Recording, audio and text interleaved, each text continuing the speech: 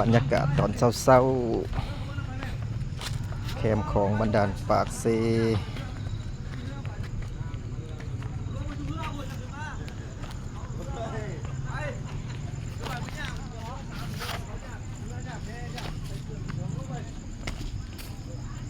มื้อนี้มาแล่นเรือตลาดนัดไทยลาว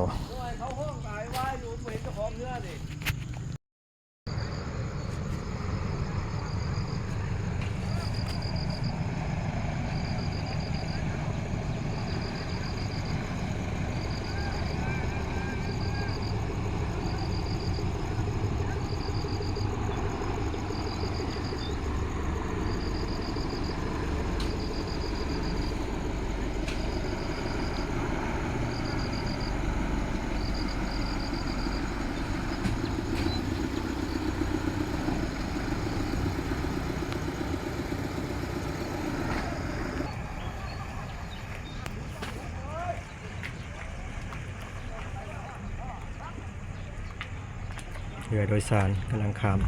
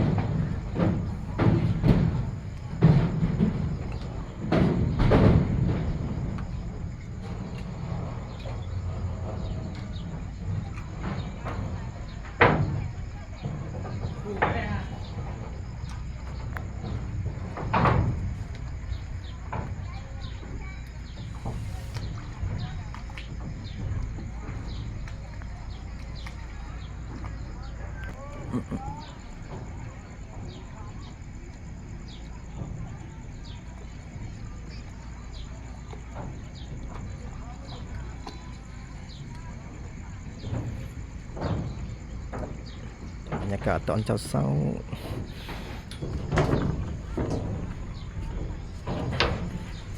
ตอนนี้เวลา